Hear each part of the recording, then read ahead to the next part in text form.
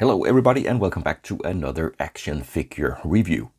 This is the very newly released TBLeague Vampire Slayer red version.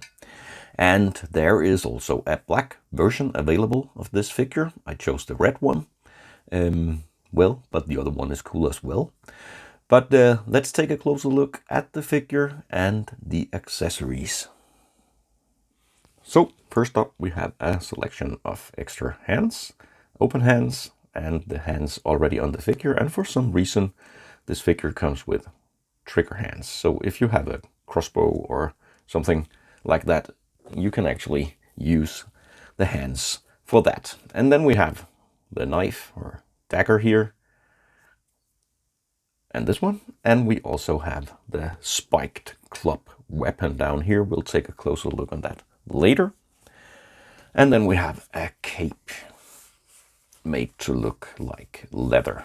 So you can attach the cape onto the figure and have a look something like this. I'll show that. And then in a completely separate box, we have a huge diorama base. It's been a while since I got a TBLeague figure with a huge base, but this one comes with this rocky island water diorama and also with a dynamic pole here. So that is the complete figure and accessories. Now let's take a closer look at the details. The figure comes with this short blonde hair head sculpt, and I think it's a decent looking head sculpt. Looks more or less like the promo shots.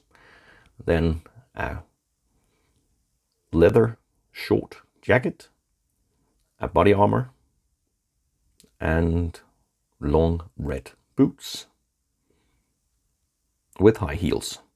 And we also have the spiked club here, apparently made to trash vampires. If we turn the figure around, we have the jacket on the back, and here is a very tiny little thread that you can use if you want to attach the cape. If you want to display your Vampire Slayer next to other figures, it fits perfectly in scale here next to the TBLeague Spartan Commander, and very fittingly next to a vampire here, the Star Ace Selene. It seems slightly taller, and I guess it's because of the high heel boots. As usual with the TBLeague figures with Phicen bodies, you get a very good articulation with a figure that can move in almost every way. Double joints, and the joints on this one are really solid. And even though it has high heels, you can still move and make it stand very easy. So no complaints about the articulation of this figure, but as usual, don't leave it into crazy poses for too long because it might damage the body. And here we have the figure with the cape. And if you want to pose the cape, you can do that as well, because it has a bendy wire here on the sides and also on the bottom of the cape. So again, nice poseable details on the figure. And even though it's a leather jacket here, it doesn't really hinder the articulation, and there is actually nothing on the figure to hinder whatever poses you would like. And finally a look at the figure here on the base, towering up on this rocky diorama here. And if you want, you can use the safety of the waist grabber here, and I think I'm going to do that when I put the figure on the shelf. But again, it is really easy to pose.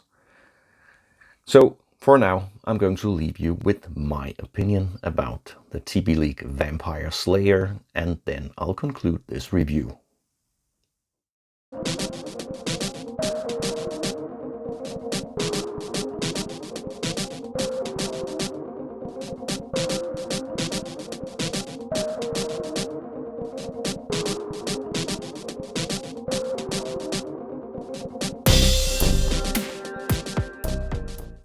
So let's finish this review of the Vampire Slayer red version here.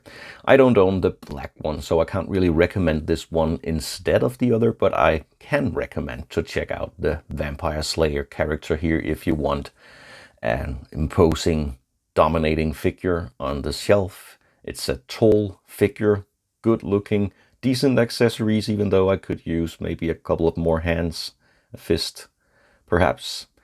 And if you are into these great looking rocky diorama bases that take up all your shelf space, there is even further reasons to check out this one. Thanks a lot for watching this review. Leave a comment and subscribe if you'd like to see more.